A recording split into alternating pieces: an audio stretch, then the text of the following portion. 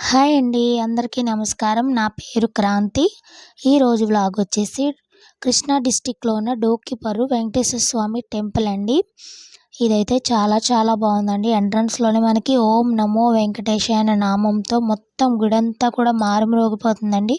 అసలు గుడైతే చూడడానికైతే 2 కళ్ళు చాలవండి. అంత బాగుంది గుడైతే. మొత్తం full and full white and gold కాంబినేషన్‌తో గుడైతే చాలా చాలా బాగుందండి. చాలా గ్రాండ్‌గా. ఇక్కడ ముందు చూసారు కదండీ! లైన్ అయితే మనకి భోజనానికి వెళ్ళడానికి లైన్ అనమాట. అది వచ్చేసి మనకి కళ్యాణ మండపం లోపల టోకెన్స్ ఇచ్చి పంపిస్తున్నారండి. భోజనాలైతే ఇక్కడ కాదండి. కొంచెం బయట నుంచి దారైతే ఉంది. మనకి టోకెన్స్ ఇవ్వడానికి దాంట్లోకి పంపించి టోకెన్స్ ఇస్తున్నారు. గుడైతే చాలా బాగుందండి. చూడడానికి అసల 2 కళ్ళైతే సరిపోవు మనకి.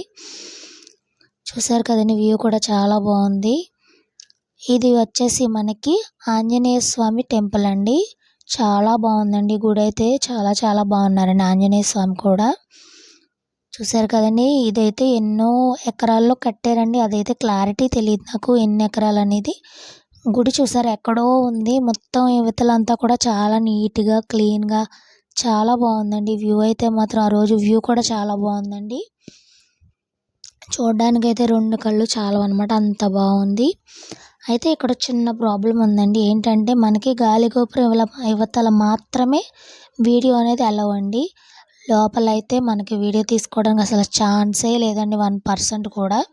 అది ఎందుకంటే వాళ్ళని మేము అడిగామండి సెక్యూరిటీ వాళ్ళని. వాళ్ళు చెప్పింది ఏంటంటే మనకి పెద్ద తిరుపతి నుంచి 100 మంది పండితులతో ఇక్కడ శ్రీవారి ప్రాణ ప్రతిష్ఠ అనేది అయితే జరిగిందంటండి. దానివల్ల కెమెరా ఫ్లాష్ అనేది ఆ విగ్రహాల మీద అయితే పడకూడదంటండి. పడడం కూడా చాలా పాపం అంటండి. అందుకని ఇక్కడ అసలు కెమెరా అయితే లోపలికి అలౌ లేదండి. ఇవతల దాకా మాత్రం నాకు నచ్చినట్టు నేను వీడియో తీసుకున్నాను మీ అందరికీ చూపిద్దామని. కానీ వెంకటేశ్వర స్వామిని అయితే మీరు చూడాలండి. ఎంత బాగున్నారంటే అసలు మనం ఏది అనుకుంటే అది జరిగేలా ఉన్నారండి ఆయన మాత్రం. చాలా చాలా బాగుందనమాట. ఇది చూసారు కదా! ఇది వచ్చేసి మనకి గోశాలండి. ఇక్కడ నుంచి చాలామంది దూరం నుంచి వచ్చిన వాళ్ళు, అలాగే కాలినడకన వచ్చిన వాళ్ళు కూడా ప్రశాంతంగా కూర్చోవడానికి కూడా ఏర్పాటు చేశారు. చాలా ప్రశాంతంగా ఉందండి. అయితే సెక్యూరిటీ వాళ్ళు అన్నారండి, మేము అడిగాము, అదేంటండి గుడి మనకి బయటకు చూపిస్తేనే కదా డెవలప్మెంట్ అనేది జరుగుతుంది అంటే వాళ్ళు చెప్పారండి మాకు. కేవలం ఫోన్లు లోపలికి తీసుకెళ్ళకుండా చూడడానికి మాత్రమే వాళ్ళకి 30,000-35,000 అనేది శాలరీ అయితే ఇస్తున్నారంటండి. వాళ్ళు మాకు చెప్పారు కేవలం ఫోన్స్ లోపలికి తీసుకెళ్ళకుండా చూడడానికి మాత్రమే అని. అదైతే విని మేమైతే చాలా షాక్ అయ్యామండి. అది ఎందుకన్నది కూడా మాకైతే క్లారిటీ లేదు. వాళ్ళైతే చెప్పిందైతే ఇదేనండి. పడకూడదు అసలు కెమెరా ఫ్లాష్ అనేది అనేసి అయితే చెప్పారు. చూసారు కదా గోవులైతే ఎంత ప్రశాంతంగా కూర్చున్నాయో, ఎంత బాగుందో చూడండి ఆ గోవు అనేది.